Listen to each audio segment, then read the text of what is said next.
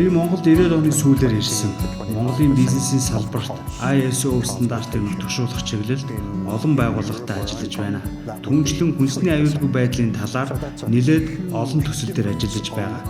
Одоо Churchill компанид зөвлөх болон хүнсний чиглэлээр ажиллаж байна. Сүүлийн хэдэн жилд Монголын цаг уур нэлээд хүнд байлаа.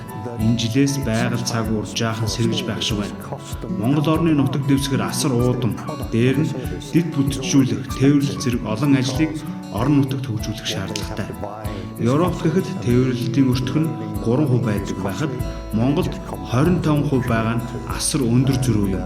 Тиймээс жижиг компаниудын хувьд тээвэрлэлтийн зардал асар том зардал болж байгаа.